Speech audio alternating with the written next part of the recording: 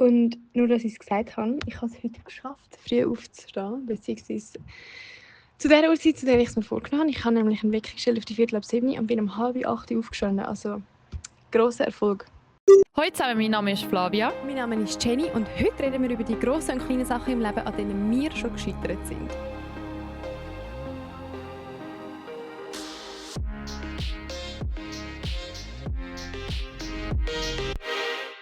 Ja, gehen wir rein. Gehen wir rein. Jennifer. Deep Dive. In Shit und Schein zuerst, ne? Yes, willst du anfangen? Soll ich anfangen? Die Frage ist, hast du Shit oder Schein? Ich kann... Kommt drauf an, was hast du? Eher ein Shit. Okay, dann erzähle ich beides. Weil ich kann eigentlich beides erzählen, aber wenn... Ja. Also, ich fange an. Ist vielleicht gescheiter mit Shit. Und dann hören wir aus mit Okay. Schein. Ist gut. Also ja, du weißt es schon ein bisschen. Ich habe vor einer Woche die Redaktion gewechselt, weil in meinem Turnus von meiner Ausbildung darf ich halbjährlich in eine andere Redaktion hineinschauen. Und jetzt ist die Zeit, zu Watson zu gehen. Und ich merke, also jetzt ist es eine Woche nach dem ersten Tag, es geht mir besser. Aber wenn ich vor einer Woche gefragt hätte ich vielleicht sogar ein bisschen brüllt jetzt, weil ich merke jedes Mal, also ich habe ja jetzt schon zweimal eine Redaktion gewechselt, das ist jetzt das dritte Mal. Das ist jetzt deine letzte Station auch, oder? Genau. Vor Ende von deiner Ausbildung. Ja, und es ist wirklich ein Heartbreak, ein Break-up gewesen, weil ja, du gewöhnst dich so das Team da und nachher bist du ein auf den anderen Tag ist das wie weg, weil ich bin komplett auch an einem anderen Ort jetzt, also nicht im gleichen Büro. Und ich war an dem Montag so dort und habe so nostalgisch zurückgedacht an meine Momente im alten Büro, es geht jetzt gar nicht nur um die Arbeit, die ich dort machen muss, sondern einfach so um das gewohnte Umfeld und dass ich dort käfeln und dort die Dating-Story erzählen und die hat das über mich gewusst und jetzt ist einfach so, du bist so neu irgendwo in einer neuen Gruppe. Ja. Und auch wenn man meinen könnte, ich kann das gut, ich kann es nicht so gut, so integrieren manchmal. Wenn Ich bin ehrlich gesagt auch ein bisschen überrascht gewesen, als du das erste Mal gesagt hast, ich brauche glaube noch ein bisschen Zeit und so, weil ich dachte dann, ich hätte eher gedacht, dass du nach dem ersten Tag sagst, hey, ich habe schon einen Work-Bestie und sie hat schon über das und das und das geredet, weißt du, so eher das habe ich irgendwie erwartet. Aber ja, es ist ja auch okay. Ich meine eigentlich, wenn man überlegt, du hast ja wie jetzt einen Jobwechsel gemacht, unfreiwillig in dem Sinne. Also klar, wo du die Ausbildung angefangen hast, hast du wie gewusst, auf was du dich einlässt. Aber normalerweise wechselt man wieder den Job, weil man das ja will oder sich so aussucht. Und in dem Fall ist jetzt einfach nie Zeit gekommen, um wieder zu gehen und dann an einem neuen Ort anfangen zu arbeiten. Und dann muss man sich halt vielleicht daran gewöhnen, zuerst wieder. Ja, mega. Und ich bin mega sensibel am Anfang. Und ich bin dann mega sensibel auf, dann tue ich jeden Satz oder ein bisschen den Ton, den man mit mir redet, gerade so Gewichte. Und dann bin ich wirklich wie so... Oh mein Gott, die Person ist so. Ja, und dann so red doch mit mir ein bisschen, also ich bin doch so sensibel gerade und eine Person hat es eben gegeben, die so ein bisschen gemerkt hat, glaube oder sie ist einfach so, was ich gerade brauche. Also ich bin auch ehrlich gewesen, sie so, wie geht's dir? Und ich so, hey, schon ein bisschen schwierig, ich bin gerade ein bisschen down und das. Und sie hat dann genau das Richtige, auch wenn sie mich nicht kennt, es war einfach Zufall gewesen, dass sie das Richtige gesagt hat. Aber dann ist es mir gerade wieder, dann habe ich ein bisschen Höch gehabt. Ja, und es ist mir einfach eben bewusst wurde, ich weiß auch nicht, ob die Zeit wieder kommt. Weißt? Ich weiß auch nicht, wo ich nachher lande, ob ich irgendwo lande. Also das wirst du sicher ein paar Dutzend Mal, vielleicht nicht ein paar Dutzend, aber sicher ein paar Mal in deinem Leben noch haben. Ja, dass aber du an einen nicht- neuen Ort kommst und dich musst gewöhnen an die Ja, Leute aber und so. nicht also es ist schon noch tough. In 1,5 Jahren 3-mal wechseln. Boah, ey, das ist fast geht schon noch. Ja, das stimmt. Das ist schon, und dann neue Arbeit und alles. Aber auf jeden Fall, ich tue am Abend vor mein Bett Pinterest durchscrollen. Und dann ist der Spruch, ich habe einen Ordner, eine Pinwand, wo Meanings heisst. Jetzt denkt der Spruch, alles kann, nichts muss. Nein, es ist ein neuer Spruch, den ich jetzt als Sperrbildschirm habe. Und zwar, it's hard. It's not hard, it's just... Mann, ich freue mich noch auf das Language School. Nochmal, der Spruch geht, it's not hard, it's just new. Wow! Was? Es ist Nein, bin ich gut. Ich kann jetzt nur sagen, ich kann nicht auf ihren Handybildschirm Ja. spicken, weil das Handy fehlt. ist auch ein Zungenbrecher. It's It's just not hard, it's just new. Ist es? It's not hard, it's alte. It's not hard? Ja? Yeah? It's just new. Ja. Ja, also Ja. mega, mega classy und banal, aber der hat mir ein bisschen, ich schaue nicht amigs brauchst du an. jetzt den Daily Reminder. Ja, ich habe es heute auch jemandem gesagt. Wie du so am Pult hockst, gerade ein bisschen einen Downer hast, auf dein Handy schaust, und denkst so, ja, okay, it's not hard, it's just new. Ja, ja. Und ich habe auch ein Foto im Bad gestern gemacht, noch, wo ich kurz wieder nervös war, um morgen zu arbeiten.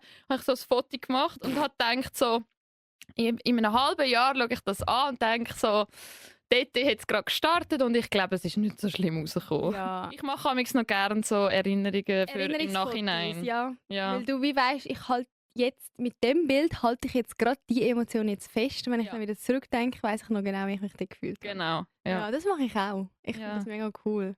Das mache ich dann ich vergesse eben dann einmal, dass ich mich mal so gefühlt habe. Ja, ja, Ich ja. habe auch schon mit dem Lukas so gesagt, ich so, boah, das ist gerade so geil, wie das und das läuft und so. Und dann lacht er und dann denke ich so, hey, wieso lachst du?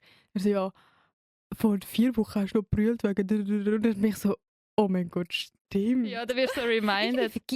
manchmal vergisst man das. Aber ich mache dann eben auch, wenn ich so mega glücklich bin, manchmal einfach so schnell ein Selfie von mir, auch egal ob es gut, es geht gar nicht ums Aussehen, Ja, ja, ob es jetzt gut ist oder so, sondern einfach so zu meine Freude gerade. ja. Ich weiss noch, wir zwei haben mal ein Foto gemacht, wo eine Band uns irgendwie geschrieben hat. Wir müssen jetzt die Geschichte nicht aufrollen. Ah, ja. Aber ich weiss noch, wir haben im Bus... Also wir sind an einem Konzert, ich habe eine Story gemacht, tagged und haben irgendwie zurückgeschrieben. So. Und wir haben uns dann wir. abartig gefreut, Ja. dass sie zurückgeschrieben haben. und wir so, schau schnell, wenn wir das Foto machen. Wir sind wirklich so im Moment. Ich liebe so Bilder, ich liebe es. ja, wirklich. Und wir reden jetzt drüber. Weißt, viele Bilder haben wir zusammen, aber das Bild ist so in meinem Kopf. Es ist so ein geblieben. Special-Bild, es ist so voll verschwommen im Bus oder so, aber es Ja. ist ein gutes Bild, ja. Ja. Ja, voll. Nein, das ist cool. Bei dir Shit und Schein zusammen? Oder? Nein. Okay. Aber ich frage mich, ob es ein bisschen lang ist, beides zu erzählen. Also das eine ist ein schöner Schein. Ich bin nämlich letztes Wochenende in Münster gsi, in Deutschland, mit einer sehr guten Kollegin, Freundin, ja, ein bisschen Zeit zu verbringen. Und mir ist ein bisschen ein Fehler passiert, und zwar habe ich Münster mit München verwechselt. Und ich habe so gedacht, ja, für 48 Stunden auf München gehen, voll easy, mit dem Wo Zug. Münster 4-5 ist Stunden. wo? Münster ist noch weiter nördlicher als Köln. Mhm. Köln ist ja so, Deutschland ist ein recht langes Land Mhm. und Köln ist so etwa in der Mitte und es Ja. ist weiter oben. Mhm. Weiter oben. Also es ist nochmal 2 Stunden Zug fahren ab Köln. Ja, weiter rauf. zwischen Köln und Berlin nehme ich an, so etwa. man das Ja, sagen? so genau weiß ich es nicht, aber so etwa. Hamburg, ja. Ja, ja. Jedenfalls weit oben. Ja, auf jeden Fall, als ich realisiert habe, oh, ich fahre ja das Wochenende 14 Stunden Zug. Mhm. Für- Hin und zurück. Ja. Mhm. Hin am Samstagmorgen, zurück am Sonntagnachmittag. Wirklich. Würdest du das machen? Würdest du für einen guten Ausgangsabend 14 Stunden Zug fahren? Kommt darauf an, was ich vorher für eine Arbeitswoche hatte. Ja, ich ist streng. Ja. Aber das Das war ist meine ja... Woche. Ja, ich habe es gewusst. Also nein, ich habe einfach super schnell zugesagt, mir nicht überlegt, dann auch noch die Ortschaft verwechselt mit einer im Süden von Deutschland. Mhm. Ich dachte, ja, kein Problem. Ja, auf jeden Fall bin ich dort raufgefahren und dann sind wir in den Ausgang gegangen. Hat sich mega gelohnt. Ich habe das auch gemacht. Weißt du, als ich dann realisiert habe, wie weit weg es ist, habe ich das dann nicht abgelassen. Ich habe dann gedacht, ja, also erstens selber schuld und zweitens Machst du jetzt das Beste okay. daraus? Weißt du, so, meine Mutter auch so, du bist auch ein bisschen, nicht dumm hat sie gesagt, aber Ja, einfach ja. so, du bist auch ein bisschen lustig. Weißt du, so lange Zug fahren, nach so einer Woche, Ja. geht es dann eigentlich noch? Weißt du, als ich auf Maastricht gekommen bin mit dem Auto? Das war auch so ein Ding. Ich bin... Ja, stimmt, hast auch eine strenge Woche gehabt. Ja. Bist noch 7, 8, 9 Stunden allein Auto gefahren, ja. Aber ja, eben für... Nein, eben nachher, oder was hast du sagen? Nein, ja, das tun. Es hat geil Genau. ausgesehen auf den Videos. Ja, es war ein super toller Abend. Wir hatten gute Gespräche vorher und am nächsten Tag sind wir noch brunchen und so. Und ich bin ich finde so, schau, YOLO. Manchmal muss man auch einfach etwas machen und sich nicht fragen, lohnt sich das jetzt? Weil für mich hat es sich gelohnt. Ja. Ich habe die Zeit im Zug. Logisch ist es ein Pain in the ass gewesen, um mit der Deutschen Bahn zu reisen, einmal mehr. Aber ich habe die Zeit im Zug auch ein bisschen nutzen. Ich habe wieder mal gesagt, schau, 14 Stunden Zug fahren heisst auch 14 Stunden im Zug hocken, aus dem Fenster schauen, Podcast hören, am Laptop ein bisschen Sachen machen. Es ist für mich hat nicht so schlimm getönt. Ja, auf jeden Fall bin ich dort rauf und wir sind im Ausgang gewesen, und jetzt kommt mein Schein. Und zwar sind wir dort so voll am Abgehen gewesen. Es ist gute Musik gelaufen, tolle Location, mega nice. Einfach so auch so am Nachmittag bis nicht so So entspannt. Abend. Day-Rave-mässig hat es ausgesehen. Genau. Und dann irgendwann, wir sind voll am Abgehen gewesen zusammen, tippt so eine Frau auf meine Schulter. Mhm. Das sollte jetzt nicht irgendwie falsch überkommen, aber sie sagt dann so, nur so, falls dir... Oh mein Gott, ich bin so abgelenkt von den Leuten, die gerade ins Fenster schauen. Es hat gerade eine Führung und die laufen da durch. Genau. Ja, egal, weiter. Ja, und es sind nur Männer, die schauen alle und lachen so. So, was machen die jungen Sie Chicas? checken wahrscheinlich genau, dass ich über sie rede, weil der eine hat gerade so gelacht. Aber ja, also eine Frau hätte ich angetippt. Und egal, ob das jetzt falsch über Ja, du musst auf jeden nicht Fall, auf rechtfertigen. jeden Fall sie so, nur falls es dir heute kein Typ mehr sagt, du bist so schön. Ah. Nachher, ich habe mit gar nichts derartiges gerechnet. Nachher Ja, ich so, ja. nehme ich so kurz Abstand, um so richtig in das Gesicht anzuschauen. Und dann sage ich so, oh, ja, irgendwie so süß. Und dann nehme ich die Frau einfach so in den Ja. Arm und sage so, Dankeschön. Ja. Und dann, als ich die Umarmung wieder löse, sagt sie noch, ach ja, und diese Freundschaft, nachher tut sie so mit dem Finger Ja. zwischen uns zeigen, die muss ewig halten. Ah, dann hat sie den Vibe auch gemerkt. Ja, Einfach so, von wie wir zusammen gewiped haben, wie wir zusammen getanzt haben, hat sie gefunden, Mhm. die zwei, Ja. die haben eine Special Connection. Oder keine Ahnung, was sie sich denkt, ja, aber ja. auch, dass sie das so gefunden hat, das muss sie jetzt Ja, sagen. ja. So schön gewesen, weißt du? Und dann, Jay und ich haben uns dann in den Arm genommen, Das ist ihre Kollegin. genau, und so gefunden, oh, ich hatte dich doch so Ja, gerne. ja. Und schau, was andere Fremde denken, Ja. wenn sie uns gesehen haben. Dann haben wir so beide Pipi in den Augen gehabt. Und so Oh. zum Refrain haben wir geschaukelt in der Menge. Weißt du, was ich Ja, meine? ja, Es war so ein ja. richtiger Bilderbuch-Film-Moment gewesen. Und das So ausgelöst schön. durch eine freundliche Person, die einfach schnell ehrlich war. Ja, oder wo geshared hat, was sie gedacht hat in dem Moment. Ja, Mega ja, herzig. Ja. Ja, richtiger Sehr Scheinmoment toll, gewesen. sehr Ja, toll. Ja. Das war einfach schön gewesen. Und was auch schön war und vielleicht auch ein bisschen zum Thema passt, es geht ja heute um Scheitern, aber wir steigen ein bisschen mit einer leichten Kost ein. Und zwar haben Jenny und ich letztes Mal etwas zusammen erlebt und irgendwie finde ich, es passt ein bisschen dazu. Also man kann jetzt Also ich finde jetzt nicht, dass ich dort gescheitert bin. doch so das ist ein ganz grosses kurz. Für mich ist sie gescheitert, aber im lustigen Sinn. Okay. Wir sind nämlich, wir haben, glaube ich, Sitzung gehabt. Da sind wir, Ja, zum Podcast. genau, da sind wir in eine so eine Braueriebar, also vor allem eine Brauerie, die viele Biersorten hat. Dort etwas gut trinken mit einem Laptop und so à la Besprechung und etwas trinken. Okay, Gut. ich will den nächsten Teil erzählen. Also so ein bisschen. Du kannst dir die Pointe erzählen. Ja, also. Nachher, Flavia bestellt ein Bier. Und ich lese Nein, noch... ein Panache, aber scheißegal. Ja, sorry, ja, ein Panache. Und ich... Warte, wir müssen uns vorstellen, wir sind an der Theke. Hä? Genau, wir sind an der Theke. Nachher, ich habe gerne Bier. Ja, ich habe gerne Bier, surprise, surprise. Nur weil Leute sind immer überrascht, wenn ich sage, ich habe gerne Bier. Was, du als Frau trinkst Bier? Ja, aber das ist bei mir auch, oh, du snusest ab und zu. Ich so, Ja. ja, kann ich auch. Ja, ja. Aber ja, Ja, auf jeden Fall habe ich gerne Bier. Ich trinke auch gerne ein Bier. Und drum, aber ich kenne mich nicht so aus mit Bier. Also ich habe keine Ahnung von den verschiedenen Sorten. Mhm. Ich weiss nicht, was es alles gibt. Und darum, um ein bisschen kultiviert wirken, frage ich immer, was haben Sie für ein Hausbier? ja. Weil es ist halt auch eine Brauerie gewesen, die eigenes ja, Bier hat. ja, also ist mega. eigentlich nur fair. Ich bin Ist so, auch voll ja, ja. Geil, eben. Jetzt gibt's eine Ich habe Aufklärung. Ahnung. Ich weiss, dass es ein Hausbier gibt in der Ja, Brauerei. ja. Das ist nicht so falsch. Nachher frage ich eben das und nachher sagen sie, ja, schau, die 4 sind, das war alles auf Englisch. Nachher sie so, ja, die 4 Bier, das sind unsere 4 Hausbier. Nachher geht jedes Bier einzeln durch. Und das eine hat sehr viel Alkohol gehabt. 11%. Irgendwie 11%. Nachher Also so ein bisschen alles Ale oder so sind doch auch so viel. da eben, bin ich Aha, jetzt zum Beispiel okay, schon überfragt. ja. Keine Ahnung. Aber ich habe gemeint, das Ale ist dunkel. Never mind, das Ale hat einfach viel Prozent. Ist ja egal. Aha, okay, glaub gut. ich. Ja, auf jeden Fall 11% für das Bier, sehr außergewöhnlich. Und Vor allem nachher- war es unter der Woche gewesen und wir haben jetzt nur ein bisschen ja. Ja, auf jeden Fall nimmt er so ein kleines Shotglas und tut wie von diesen 4 Bier, von denen wir reden, oder einfach vom einen, ein bisschen abfüllen und mir geben. Und der eine. Und während der andere redet, der andere erzählt mir gerade von dem hochprozentigen Bier und der andere gibt mir gerade zum Probieren in so einem Schnapsglas ein bisschen Bier. Aber Jenny hat dort schon gesagt, no, not that much alcohol. Du willst etwas Tiefes.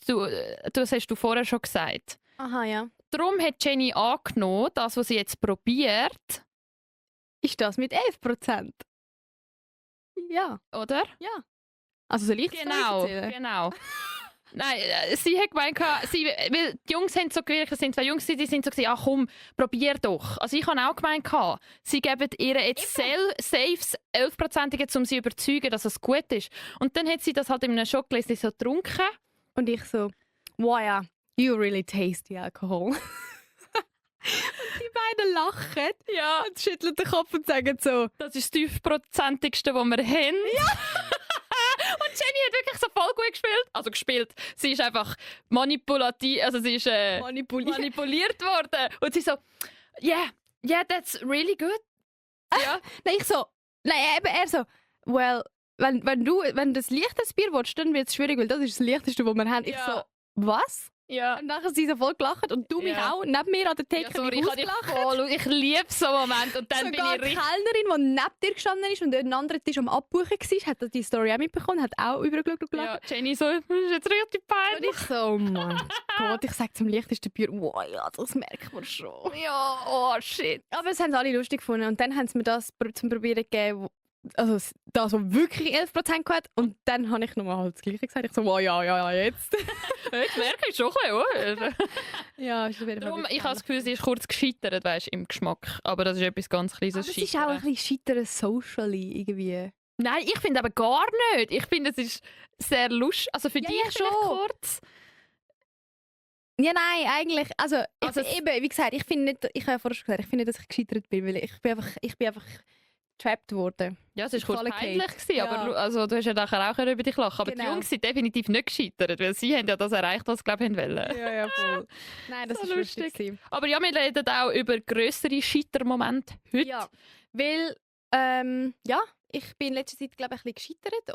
Oder ich habe gemeint, dass ich am Scheitern bin und wieder am Scheitern bin, weil wer mir ein bisschen auf Insta, wer mich verfolgt, Oder du hast es auch schon im Podcast erzählt. ich habe es auch schon im Podcast erzählt, aber ich glaube nicht so ausführlich. Mhm. Aber ja, nein, ich glaube, das habe ich schon ein paar Mal angetönt, dass ich nämlich gerne würde ins Ausland gehen, einen Master studieren.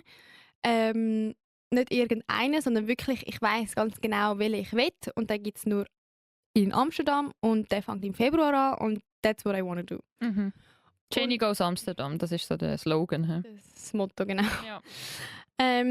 Und ich habe wie gewusst, hey, ich werde für das mega viele Dokumente müssen einreichen, ich muss für das eine Englischprüfung machen, ich muss für das einen Intelligenztest machen. Den habe ich zum Glück können irgendwie wie so eine Ausnahme dafür bekommen, dass ich den nicht machen muss. Weil du so gescheit bist, oder wieso? Nein, weil von Studenten in der Schweiz verlangen sie das nicht. Das steht zwar nicht auf der Webseite, aber ich habe nochmal nachgeschaut. Nice. 500 Stutz gespart. Also. Aber ja. Alter, wie die Geld machen. Ja. Auf jeden Fall habe ich einen TOEFL müssen machen. Das ist so ein Einstufungstest für die das nicht kennen. Und wie das immer ist bei so Prüfungen, es ist wie so ein bisschen, es kommt mega auf deine Prüfungsform an dem Tag. Es kommt darauf an, ob es auch ein bisschen dein Tag ist, ob du vielleicht ein bisschen Glück hast mit den Themen vom Text, vom Listening, über die du musst schreiben oder reden. Aber auch eben, wie die Prüfung ist und wie du dich fühlst. Und es kommt auf ganz viele Faktoren einmal an. Und ich habe 3 Mal den Test machen, bis ich die Scores erreicht habe, die die Uni von mir verlangt. Und ich gehe jetzt auch wie nicht weiter ins Detail von, wie ich die 3 Tests, wie ich alle an bin und so, weil wer das interessiert, kann auf mein Insta gehen. Ich habe das reichlich dokumentiert alles. Aber nachdem ich zum 2. Mal die blöden Scores erreicht habe, habe ich gedacht, what the fuck? Kann ich das nicht? Vielleicht bin ich auch einfach nicht gemacht, um Also- auf Englisch zu studieren. Vielleicht ist es einfach nicht für mich. Also hast du dort in dem Moment gedacht, du bist gescheitert? Ich habe gedacht, ja. Also, ich habe gedacht, Also eigentlich bist du ja beim ersten schon gescheitert. Weil Scheitern heisst ja eigentlich, dein Ziel nicht erreichen. Dein Ziel war, den Test bestehen. Und beim ersten Mal hast du ihn auch nicht bestanden. Das heisst, du bist eigentlich dort schon gescheitert. So, weißt du, rein ja, jetzt... ich habe einfach den ersten Test dann so gefunden, hey, schau, ich bin nicht so gut vorbereitet gewesen, wie ich hätte wollen. Mhm, Ich lasse das jetzt wie so, ich drücke das Auge zu und bin nicht so streng mit mir. mhm, Das 2. Mal klappt es. Als mhm, ich dann beim 2. Mal wieder nicht bestanden habe, bin ich so gewesen, mhm, okay, jetzt habe ich mich so gut vorbereitet, mhm, gemeint, das langt und es langt wieder nicht. Dann mhm. das erste Mal hat sich noch nicht gewiss Scheitern angefühlt. Ich finde Scheitern ist eben noch nicht, Scheitern ist für mich nicht gerade seine Ziele nicht erreichen, sondern ich finde Scheitern ist, wenn du immer und immer und immer wieder probierst und nicht dazu kommst. Ich finde Scheitern ist viel so ein krasseres Wort als Nicht dein geschafft Ziel haben. Genau. Findest du nicht? Doch, aber wenn es eingehst in der Definition, ist es halt dein Ziel nicht erreichen. Ja, aber Aber ja. ich finde Scheitern kannst ich weiß nicht, das ist einfach in meinem Kopf so. Ja, du tust dich auch so vielleicht, weißt, ein bisschen pushen, dass das noch nicht scheitern ist. Genau. Ja. Ja, voll. Das ist ja auch gut. Ja, weil ich finde so, hey, ja, und ich finde auch, das Wort Scheitern ist mir irgendwie zu negativ konnotiert. Ich finde, manchmal sollte man auch offen sein dafür, zu scheitern. Ja, Weil sicher. aus dem, also das ist ja genau so ein bisschen eine Lesson, ich glaube, über die wir auch schon oft geredet haben, dass man ja aus Fehlern lernt und wenn du nie scheiterst, dann lernst du vielleicht auch nie etwas aus Sachen. Aber du hast jetzt Fehler gesagt, es muss auch kein Fehler sein. Du hast halt einfach das nicht erreicht. Also weißt, man kann auch scheitern und es ist kein Fehler. Du hast keinen Fehler gemacht. Aber was mich jetzt noch zuerst würde interessieren, du hast ja wie, der letzte Test ist ihr wirklich letzte Test gewesen, was sie noch hätte machen können, dass sie kann im Februar anfangen. Aber du hättest es auch nachher noch machen können, dann hättest du halt später müssen anfangen zu studieren. Hätte ich erst im September näher können gehen. Genau. Ab wann, weißt jetzt rein hypothetisch, ab wann hättest du es echt nicht mehr versucht? Weißt, ab wann bei so Sachen? Ich meine, der Test hat auch immer hure viel Geld gekostet. Und stell dir vor, ab wann hättest du es irgendwann nicht mehr versucht? Ja, das habe ich mir auch überlegen. Weil bevor ich an den dritten Test bin, habe ich mir selber gesagt, Jenny, kann ich damit umgehen, wenn ich es beim dritten Mal auch nicht schaffe? Mhm. Weil eben, ist es so, kann ich damit umgehen im Sinne von, lasse ich es an mir abprallen oder nagt das dann sehr an mir? Weißt, ich kann mir das schon überlegen, weil ich bin das Risiko ja auch eingegangen in dem Sinn. Mhm. Und ich habe gefunden, hey, ich nehme es dann einfach als definitives Zeichen, dass es nichts für mich ist. Und dann hättest du es nicht mehr gemacht. Mal. Weil ich habe mir überlegt, ich habe mir gesagt, es gibt mehrere Englisch-Tests, die man machen kann für Ja, seine ja. Bewerbungsunterlagen. Ich habe gesagt, nach dem dritten Mal probiere ich es noch einmal mit einem anderen Test. Also ich hätte mir gesagt, nach dem dritten nicht bestandenen TOEFL mache ich nie mehr in meinem Leben den TOEFL und probiere es noch mit dem Cambridge. Das ist wie eine andere Testform, aber mit dem hätte sie auch in die Uni rein. Eine andere Prüfungsinstanz. Genau. Und hätte ich den ersten Cambridge beim ersten Versuch auch wieder nicht die English Requirements geschafft, hätte ich gefunden, weißt du was, ich lerne es.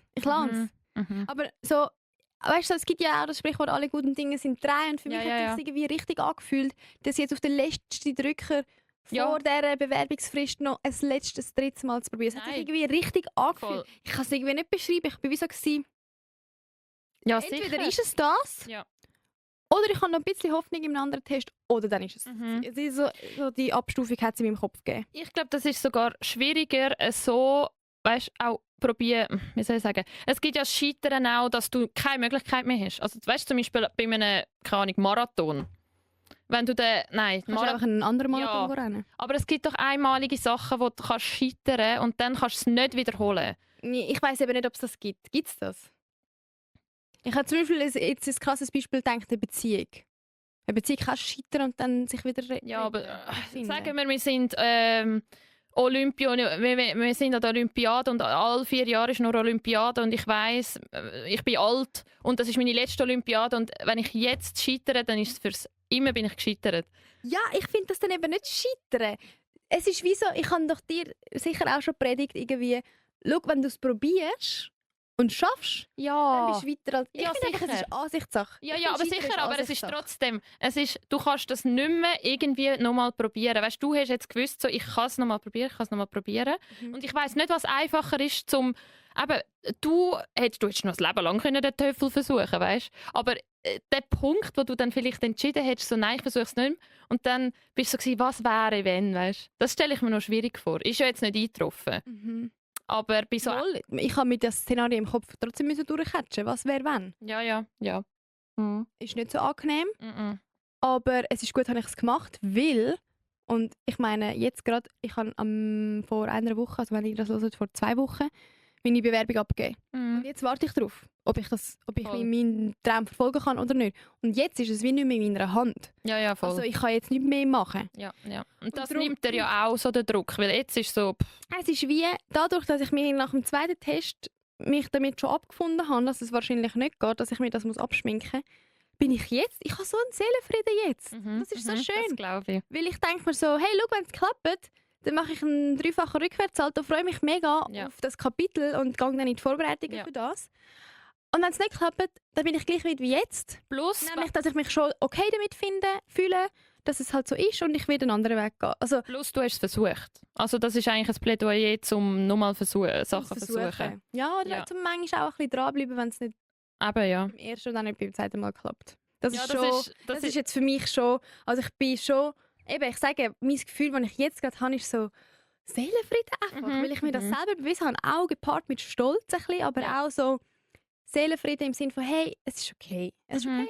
Ja. Ich hätte es jetzt auch nicht können schaffen, es wäre okay. Ja. Ja. Das ist wegen, dass du gesagt hast, nur mal versuchen und nur mal versuchen. Das leitet vielleicht bei mir mein Thema ein. Über das haben wir auch schon geredet. Vielleicht weißt du was. Ja, ich weiss ganz genau was, glaube ich. Wirklich? Sag mal. Ja, aber wie soll ich das jetzt anteasen? Also du kannst es einfach sagen. Also Selbstbefriedigung? Ja. Nein, also ich habe halt überlegt, ich bin auch schon, kann ich vielleicht nachher erzählen, auch schon mal bei einer Berufsentscheidung gescheitert. Aber das Scheitern wegen der Selbstbefriedigung... Also, ich bin jetzt gespannt, was kommt. Ich finde, du bist ganz und gar nicht gescheitert, was das angeht. Ja, aber... Das ist eine Erfolgsstory, die jetzt kommt. Genau, aber erst auch später. Weil ich habe eigentlich das... Also jetzt, wir reden von Selbstbefriedigung so ohne Hilfsmittel, also ohne Vibrator, einfach so ich allein. Und ich hatte so Angst vor dem Scheitern, dass ich es nicht schaffe, dass ich es eben auch nicht probiert habe, eine lange Zeit. Und ich habe wie das andere gehabt und habe gewusst, das führt zu meinem Ziel. Also das andere, der Vibrator. Genau, das führt zu meinem Ziel. Und darum... Zielorgasmus. Genau. Hey, sie macht das Mindmap, weißt du? So. Ich muss übersetzen, für Sorry. die, was vielleicht nicht ganz checken. Ja. Genau, also das Ziel ist, einen Orgasmus zu haben. Wie komme ich dort an? Einfachster Weg, Vibrator. Das andere wäre nur ich allein, aber das habe ich noch nie geschafft. Noch dazu mal. Und Du bist zu faul gewesen, um das... nein, aber eben auch Angst. Angst vor... Angst vor dem Scheitern. Weil, Dass es nicht klappt. ja, und es ist auch so schwierig. Ja, also je nachdem. Jetzt im Nachhinein denke ich mir, wieso habe ich es nicht schon früher einfach probiert. Und ich bin auch ein paar Mal gescheitert und ein paar Mal, weißt du, du weißt ja auch, ich bin ungeduldig. Dann habe ich Oh mein gedacht, Gott, so ja. Flavia, jetzt tust du dich auf das einlassen. Es muss ja, weißt du, es hat gestummt, ich habe mir auch schön ein Lichtchen anzünden. Also weißt, ich habe mich darauf eingestimmt. Eben, aber das ist doch krasser Erfolg in dem Sinne. Ja, aber mein Ziel war ein Orgasmus gewesen, und das habe ich dort aber halt... was? Also, Warte schnell.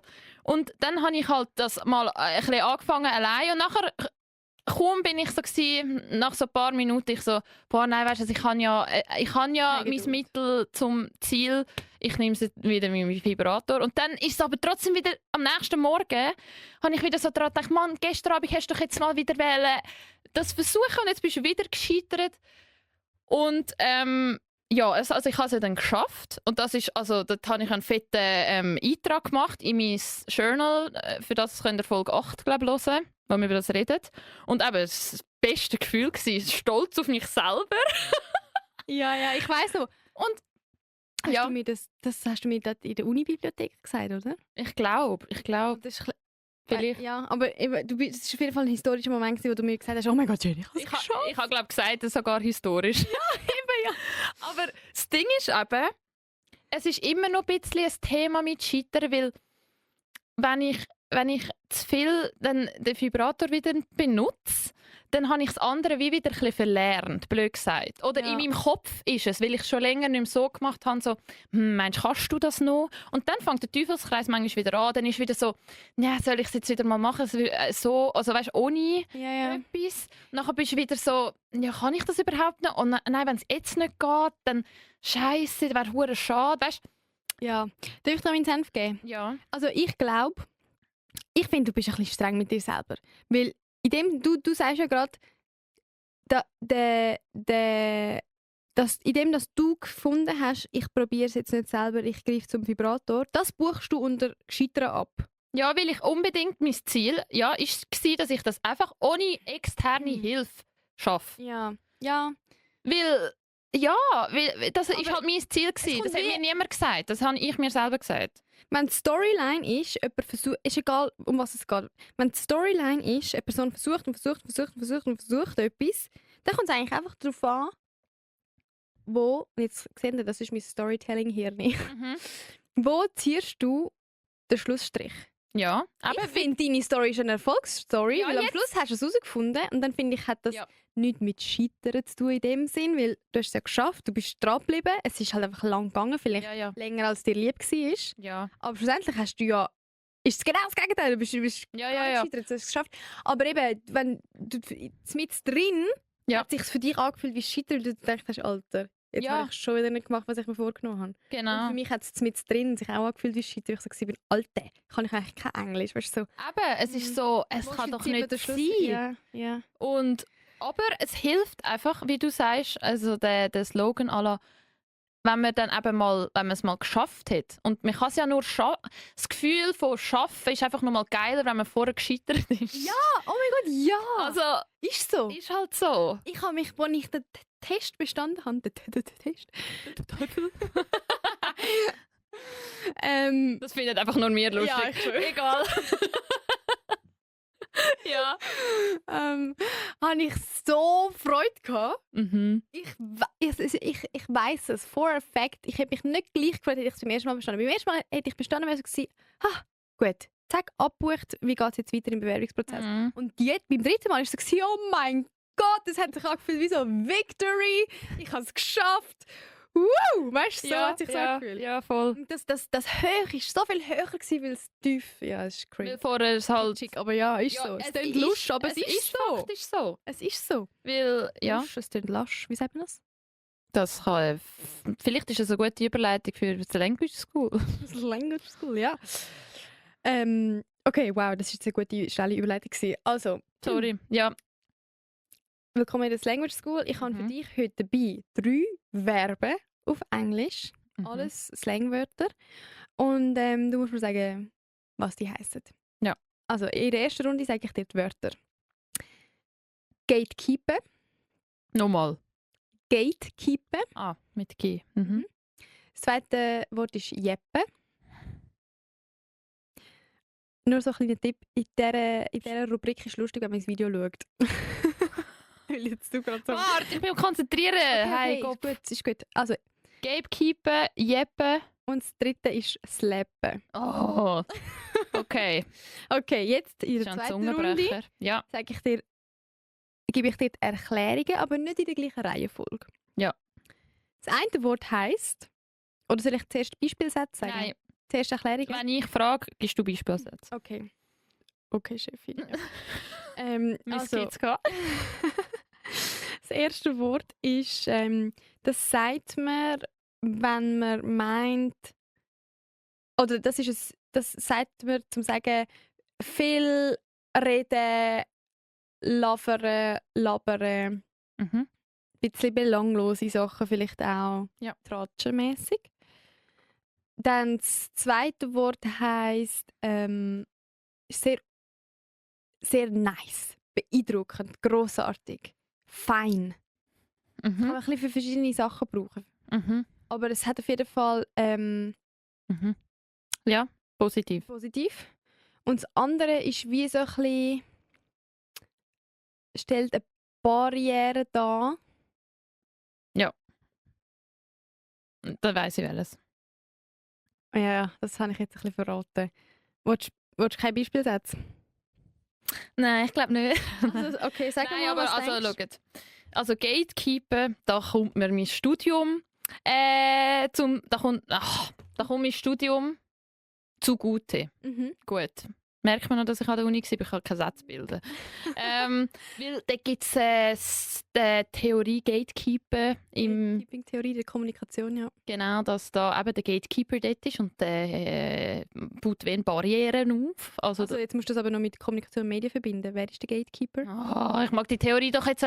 Gatekeeper sind zum Beispiel ich als Journalistin, wo etwas aufnimmt und ich tue dann das verarbeiten und tue nur einen gewissen Informationsteil dann verbreiten an die Masse. Nämlich das, was du als Journalistin schreibst oder schreibst. Genau. Ja. Und den Rest kippe ich für mich. Genau, und das gilt ja heute nicht mehr.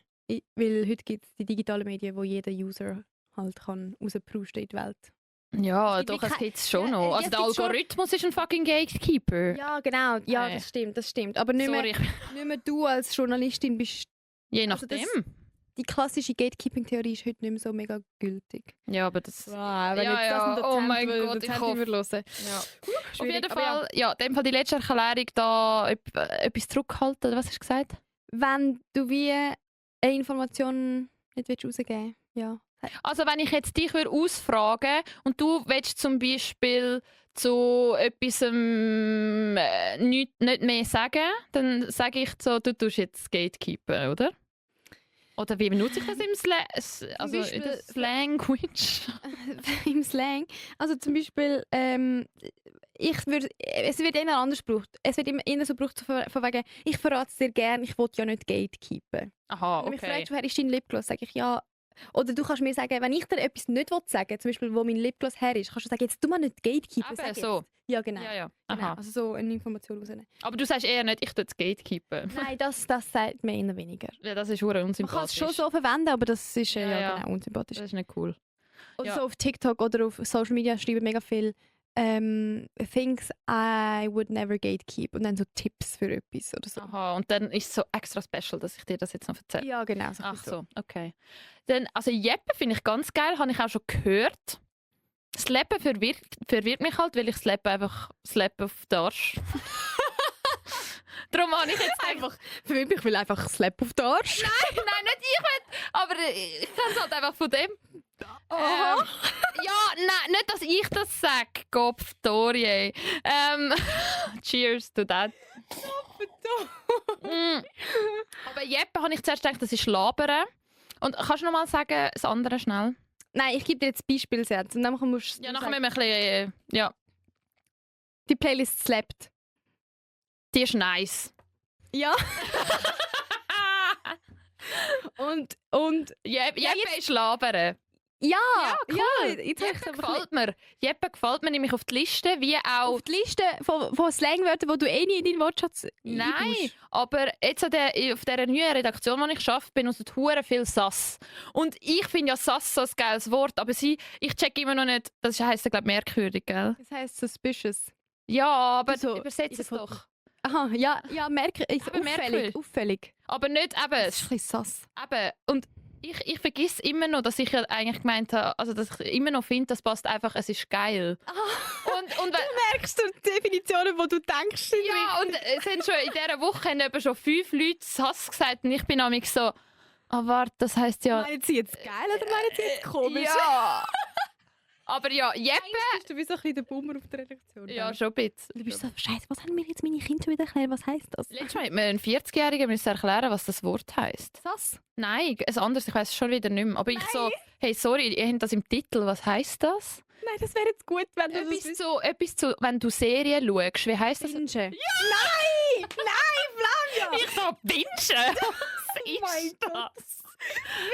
Ja, ja. Aber ja, Hast du noch nie etwas binged? nein. Was? Also, doch, wahrscheinlich schon. Also heisst jetzt Bingen suchten? Ja, das heisst, ja aha. bingen heisst du einfach Sicher am anderen Friends, schauen. Doch, aber Eben. das finde ich auch noch ein geiles Wort. Aber du hast es gesuchtet und nicht binged. Nein, ich habe es nicht gebinged. Aber ja, das hat mir zum Beispiel 40-Jährigen erklärt, was das ist. Ah. Also das gibt es auch. Genau. Ja, aber so hey, lustig. Ja, also genau. Slappen, the burger slapped hard. Jeppe, labern, lavern, the tratschen. burger slapped hard. Oh mein Gott, sagst du das? Nein. Wie würde ich das sagen? Also, ich würde schon sagen, es slappt, aber ich würde nicht sagen, es slappt hart. Ich würde eher sagen, es slappt hart, nicht hard. Okay, ja.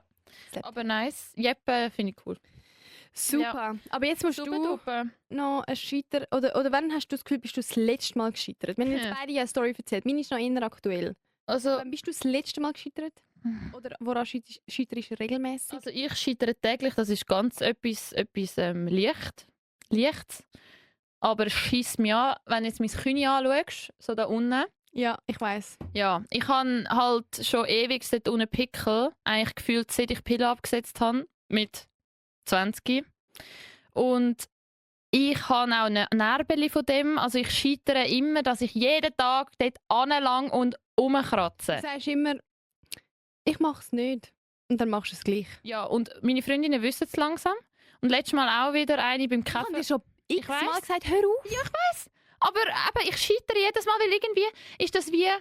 Es brennt dir unter den Fingernägeln. Um das zu machen, habe ich das Gefühl. ja, und es ist halt irgendwie befriedigend. Ja, aber du kannst es auch nicht lassen. Ja, genau. Ja, und dann blüht es und dann ist das ist ein Teufelskreis. Und dann gibt es eine fucking Narbe, habe ich eben schon. Und dann bin ich mal bei der Dermatologin, gewesen, auch wegen dem wegen Ausschlag. Hast du nicht mal Und gesagt, es liegt an der Zahnpasta? Ja, das kann auch sein, ja. Wenn sie zu viel Menthol drin hat, dann reagiert halt die Haut.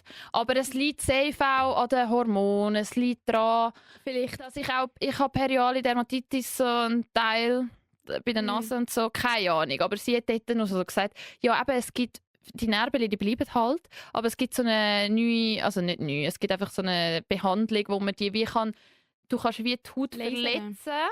Du kannst wie die Haut verletzen mit so ganz kleinen Dingen und nachher wird die Haut wieder neu gebildet. Neue Zellen Und bildet ich sich, so gedacht, zuerst habe ich so gelacht, so gedacht, und nachher bin ich halt so die ich so, soll ich das machen? Also ich habe es nicht gemacht.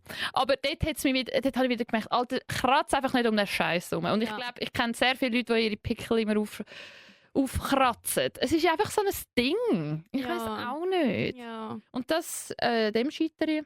Plus, nochmal etwas, Ich habe auch noch ein alltägliches. ja. Also wir können abwechseln, weil wir Ja. haben glaube mehrere Sachen beide. Ich scheitere fast täglich daran, zu der Uhrzeit aufzustehen, zu der ich es mir vornehme. Aber in der letzten Zeit Jeden Tag. schon. Ich stehe nur dann auf, wenn ich muss, wenn ich einen frühen Termin habe. Ja, ich bin nämlich immer überrascht, wenn du vor mir schreibst. Ich war letztes Mal am Morgentisch und ich so, hey Jenny, kannst du das noch einpacken? Am 7. Und sie so, nein, ich bin schon im Zug. Und ich so, aha, bist du schon? Und ich so, zu dieser Uhrzeit. ja, das darum habe ich gedacht, du hast es voll im Griff. Ja, ich sage ja, das ist immer so, wenn extern mir sagt, also sprich ein Arbeitgeber, ein Termin, wenn irgendjemand mir sagt, am 8. stehst du auf der Matte, dann bin ich am 8. auf der Matte. Ja. Aber wenn ich selber mir sage, ich fange morgen am 8. im Homeoffice an, vergiss es. Und das regt mich so auf, weil ich mir so denke, hä? Für mich selber müsste ich es ja noch am ehesten machen. Ja. Also so, wenn ich andere genug fest respektiere, um bei ihnen pünktlich zu sein, dann muss ich doch mich selber genauso respektieren, um so zu finden, hey, mein Leben ist genauso wichtig, um es im Griff zu haben oder um so zu finden. Weißt du, was ich meine? Weil das verzögert sich dann so und das hat dann, ich bin auch so zum Beispiel eine Nachteule, ich bin am Abend meistens ein bisschen kreativer, ich mag am Abend mehr arbeiten, als wenn es ruhig ist und alle einfach es Ruhe ist und so und mich niemand sucht. Und dann, das ist dann wie so, das verstärkt sich dann, weil dann verschiebt sich meine ganze Arbeit gegen den Abend und dann stehe ich am nächsten Tag aber auch wieder später auf und das stört mich irgendwie. Ja. Ich scheitere entsprechend auch jeden Tag zur normalen Uhrzeit ins Bett zu gehen. Also so mega spät gehe ich jetzt auch nicht ins Bett, aber es ist normal, dass ich so unter der Woche um 12:30, 12:30, 1:30 ins Bett gehe. Ja, das weiss. Und dann denke ich mir so, jedes Mal, nicht schämen, aber ich habe dann immer so ein schlechtes Gewissen und dann liege ich wie so hässig ein bisschen im Bett und denke mir so, es ist wieder 1:30, scheiße. Ja, und vor allem dann früh aufstehen, dann sagst du... Genau, dann nehme ich mir vor, das ist wirklich, der Kreis dort jede Woche. Ja. Und dann liege ich so um 12:30 ins Bett, 1:45, denke ich, komm, ich gehe noch schnell aufs WC. Ich trinke jetzt noch viel trinken wichtig. Scheitere ich auch oft dran, jeden Tag. Sag der Blasenentzündung, viel trinken. Genau, viel trinken, okay. Scheiße, ich muss aufs WC, okay, 10:01. Okay, jetzt schlafen, Chili, schlafen. Aber ich habe mega viele Sachen zu tun. Okay, weißt du was, ich stehe jetzt wirklich bis um 7. Da habe ich nur 6 Stunden Schlaf. Egal. Morgen stehe ich früh auf. Morgen stehe ich wirklich früh auf. Ja. Am nächsten Tag, 8:30, schaue ich auf die Uhr. Ich so, Scheiße! Ja. Scheiße! Weißt du, der erste Wecker abgestellt, wieder eingeschlafen. Das kann ich so nicht. Schon wieder an.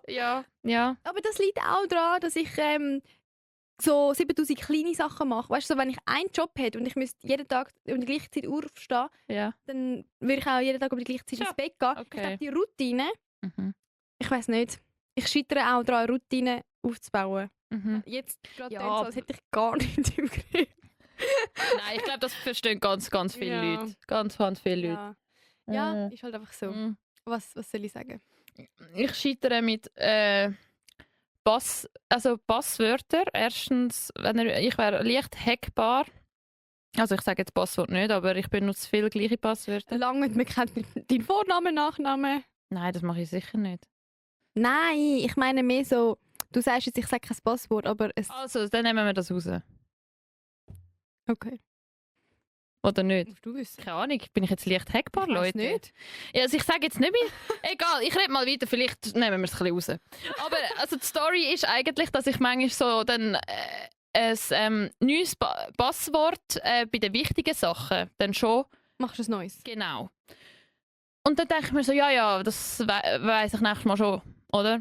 Weiss ich nächstes Mal schon. Und es gibt ja meistens die Option. Neues Passwort. Passwort vergessen. Genau. Aber Oh. es hat es mal nicht gegeben. Und weißt du, bei was? Apple ID? Nein. Ich habe mal... Nein. Ich habe mal in Bitcoins investiert. Und weil jemand in meinem Umfeld hat gesagt, hey, probier das doch mal aus. Und keine Ahnung, ich habe immer noch keine Meinung richtig zu dem, aber ich habe... Kenne ich die Story? Ich kenne die nicht. Ich habe 500 Stutz investiert. Also zuerst 200, dann habe ich gesehen, es läuft noch gut. Dann habe ich 300. Wann war das? Ja, vor einem Jahr. Ah, Aber vor einem Jahr... 6 Jahre zu spät. Vor einem Jahr habe ich investiert. Sonst wäre es noch mehr durch die Decke. Aber auf jeden Fall habe ich schlussendlich 500 Bitcoins... Nein, was sind es jetzt gewesen? Doch, Bitcoins nicht drauf gehabt. Keine Ahnung. Ja, auf jeden Fall habe ich dann das neue Handy, das das filmt, oder? Installiert. Das heisst, auch die App, wo ich die Bitcoins drauf hatte, habe ich nicht installieren. Dann war es so, jetzt geben sie ihre 12 Wörtercode ein, oder? 12 Zeichen, ja. Genau. Und ich so, ja, den habe ich schon irgendwo. Oder? Den habe ich schon irgendwo und sonst kann man ja Passwort vergessen oder so. Und ist nicht gegangen. Und dann? Also du hast jetzt... Dann bin ich googeln und es ist fett gestanden. Tun sie ihres... Oh, am besten tun sie das Passwort, weißt, es gibt ja Leute, die weiss ich wie viel Kohle investieren. Tun sie das auf ein Papier und tun sie das vielleicht sogar in der Bank in so einen Tresor hinterlegen. Das ist gestanden? Ja! Also, weißt, also logisch, für mein Investment nicht, aber es ist so gestanden, à la, hey, im Fall, es gibt keine Chance, um an dein Passwort zu kommen. Es gibt nicht... Ja, und weißt du, wie viel Geld hätte ich dort schon gehabt? Ich hätte dort schon 1000 Stutz gehabt. Also sprich, du hast das investiert, du kannst es nicht zurückholen. Nein, das ist verloren. Das ist verloren. Und ich habe es auch verarbeitet, weil sonst würde ich jetzt nicht... Du hast du weißt schon, dass wenn du 65 bist du viel... Hör doch auf, sag mir das nicht. Nein! Aber ja, schlussendlich sind es eigentlich nur 500 Schutz, die ich verloren habe. Es ist immer noch ein Batzen, aber... Also wenn... Das ist jetzt Girl Math. Du hast... Oder? Was ist jetzt da Girl Math? Du hast 500 Stutz... Nein, es macht schon Sinn. Wenn du hast eigentlich mehr Geld verloren. Nämlich so viel, wie du jetzt dort auf dem Konto ist, so viel könntest du haben. Ja, wenn ich es verkauft hätte, hätte ich doppelt so viel bekommen, wenn ich ihn nicht da hätte. Ja. Super. Kannst du nachschauen, wie viel das jetzt ist? Nein, zum Glück nicht, weil ich komme nicht in mein Konto Aber rein. woher hast du denn gewusst, dass es 1000 Stutz geworden sind? Ja, ich habe eigentlich immer wieder die App getrackt. Und das letzte Mal, als ich es angeschaut habe, war es 1000 gewesen. Ja. Weißt du noch, was der Kurs dort war von Bitcoin damals? Wo du reingeschaut hast und gesehen hast, das war noch vor dem Trump. Dort ist er noch nicht... Also jetzt wäre es sicher mehr geworden. Dort bei der Wahl ist es rauf. Ja, aber das wäre ja auch mein Ziel gewesen, dass ich das halt jetzt lang... Also dass ich nicht gerade das Geld dort verkaufe. Ja. Und eben, das ist ein Scheitermoment, den ich nicht kann. Das ist einfach passiert. Weißt? Ja, es ist wie so... Es ist so...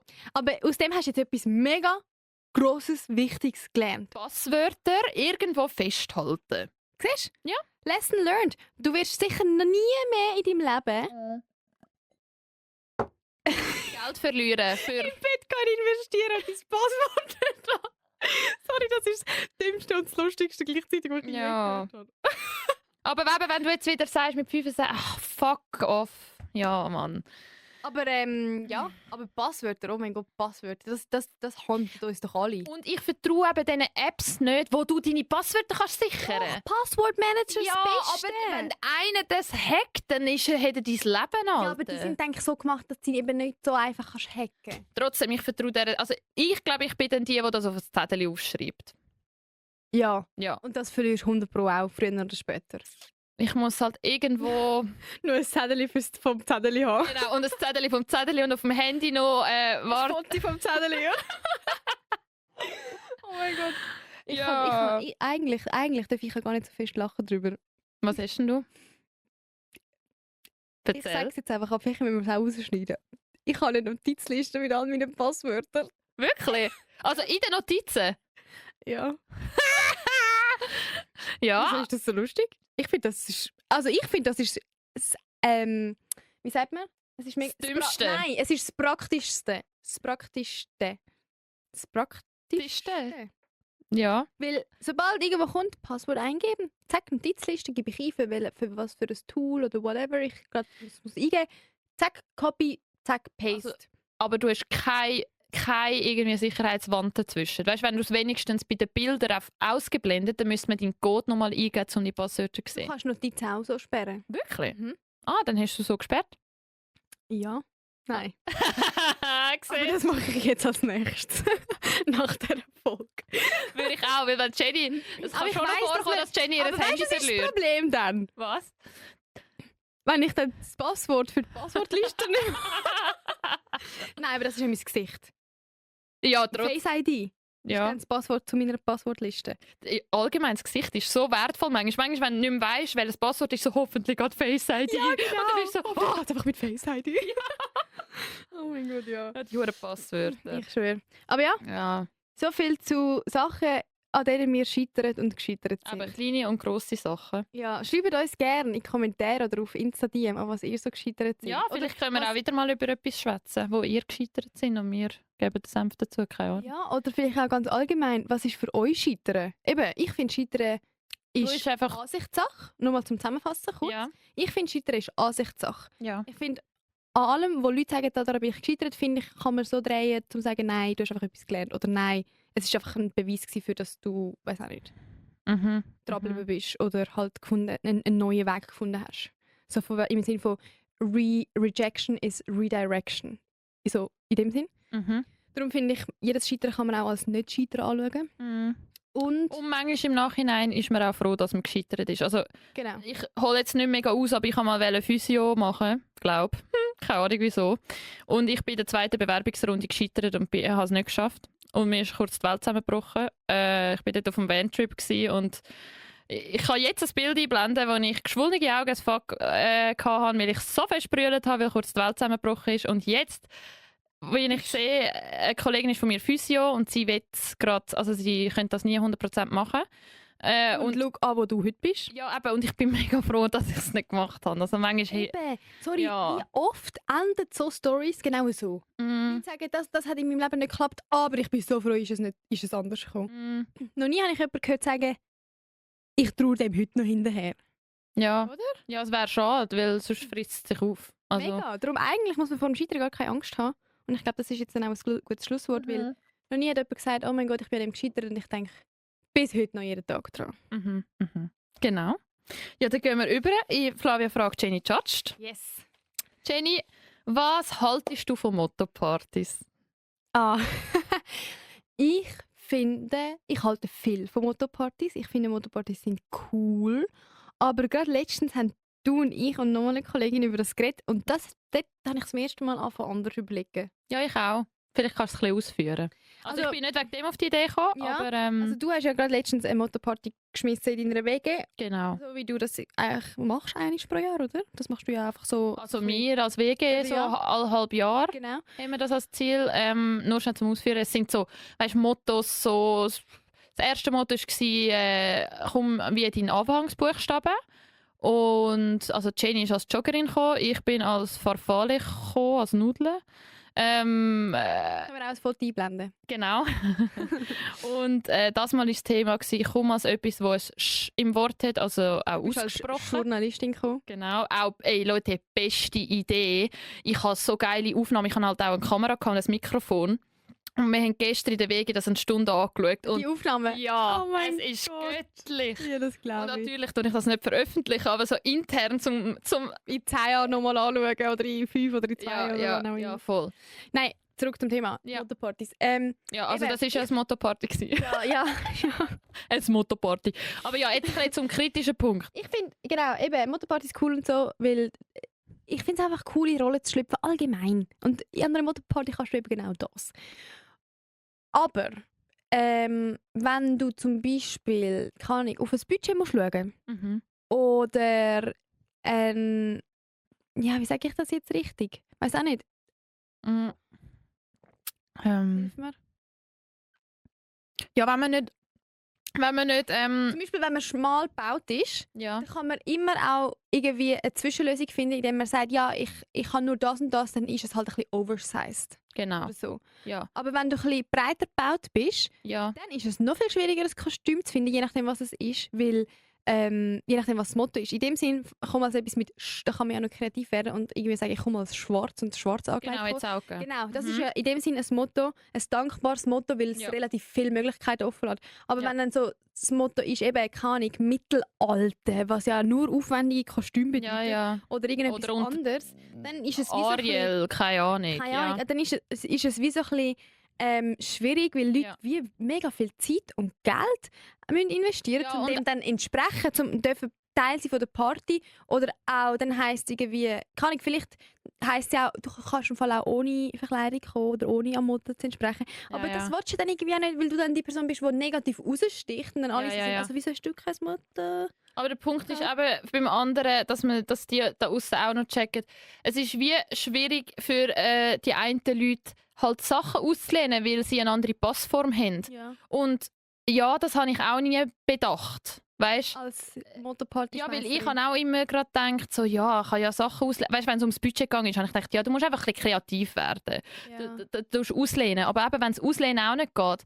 Und dann sich halt auch noch so viele Gedanken müssen machen für eine Party, wo du eigentlich chillen willst, sehe ich. Das sehe ich, dass du dann Anschiss hast auf die Motto-Partys. Oder weißt, es gibt ja auch so Mottos im Sinne von nimm ein Gefäß mit, aus dem du kannst trinken. Das ist dann wie nicht mit so viel Aufwand verbunden. Weil du kannst alles Mögliche bringen. Voll. Und dann geht es auch nicht um, wie du aussiehst an dem Abend, um was hast du mitgebracht. Aber eben darum haben wir jetzt das mal gemacht, weil ich eben ich habe gewusst, es gibt so eine Gruppe von Leuten, die kommen, die keinen Bock haben auf Motto-Partys. Dann habe ich halt gedacht, gut, ihr müsst halt einfach auf die Idee kommen, dass ihr schwarz kommen könnt. Also weißt, du musst auch zuerst auf die Idee kommen, ein bisschen nachdenken musst halt, das haben wir den Anspruch an unsere Leute, die kommen.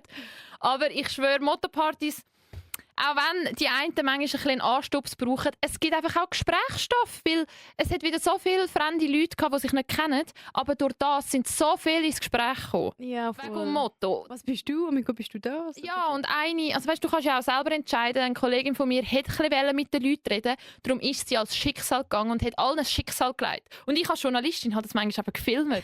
Es ist so geil! Ja, voll, eben. Es ist ja, aber es gibt auch Leute, die fühlen das nicht. Und nein, logisch. So, was ist das für ein Kindergarten? Schau, können wir nicht einfach ein bisschen gute Gespräche trinken? Aber das hat es ja auch gegeben. Ja, also, es hat mir alles gegeben. Es hat ich finde es eben auch cool. Und das Lustige war, wir hatten einen DJ gehabt, der ist halt einfach als DJ gekommen. Aber DJ? Ausgesprochen. Aha, aber man sagt ja nicht DJ. DJ. Aha, aber man muss es nicht mit Sch anfangen? Journalistin. Ja, Journalistin. Anfangen? Nein, es kann im Wort auch sein. So lustig. Ich hatte die Diskussion eben mit 10 Leuten gehabt. Ich habe auf dem Flyer geschrieben, es kann auch im Wort sein. Weißt?